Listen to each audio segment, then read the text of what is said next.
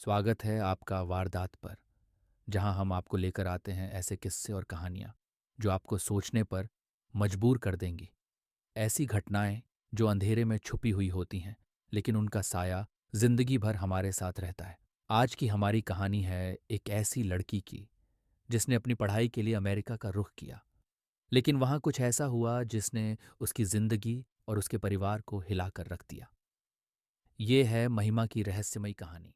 महिमा एक छोटे से भारतीय शहर की रहने वाली लड़की, जिसने अपनी जिंदगी को संवारने के लिए अमेरिका जाने का फैसला किया।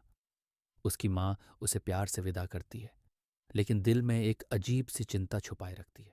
महिमा की माँ। सावधान रहना बेटा। अकेले हो तो ध्यान रखना। कोई भी परेशानी हो तो तुरंत कॉल करना। महिमा मुस्कुराते हुए। माँ आप चिंता मत करो, मैं जल्द ही लौट आऊंगी। महिमा अमेरिका चली जाती है। कुछ हफ्ते उसकी जिंदगी सामान्य चलती है। महिमा एक बड़े विश्वविद्यालय में दाखिला लेती है और डॉर्मिट्री में रहने लगती है।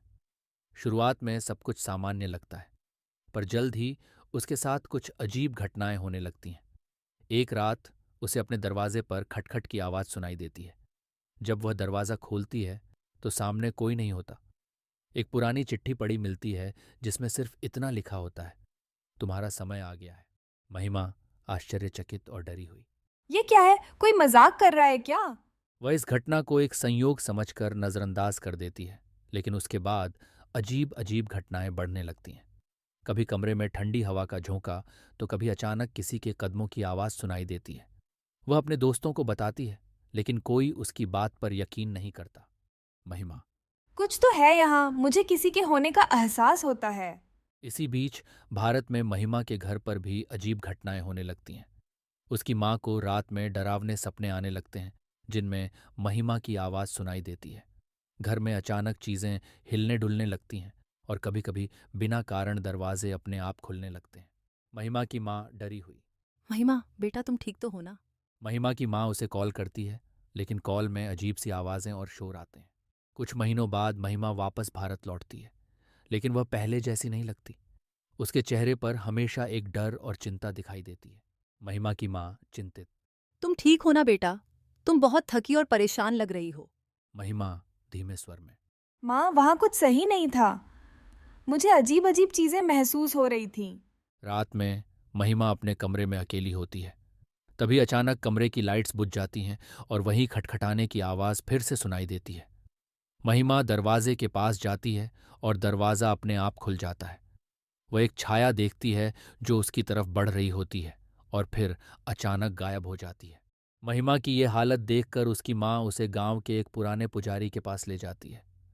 पुजारी सब कुछ सुनने के बाद एक चौंकाने वाली सच्चाई बताता है। पुजारी। जो कुछ भी तुम अमेरिका में महसूस कर रही थी, वो आत्मा अब तुम्हारे साथ भारत आ गई है। वो आत्मा तुमसे जुड़ गई है, और जब तक उसे न्याय नहीं मिलेगा, वो तुम्हें और तुम्हारे परिवार को परेशान करती रहेगी। महिमा हैरान और डरी हुई। लेकिन वो आत्मा मुझसे क्या चाहती है? मैंने तो कभी कुछ गलत नहीं किया। पुजारी। वो आत्मा उसी डॉर्मिटरी में रहती थी जहां तुम रह रही थी। उसकी हत्या हुई थी और उसकी लाश को वहीं दफना दिया गया था। वो न्याय चाहती है। महिमा और पुजारी अमेरिका वापस जाते हैं।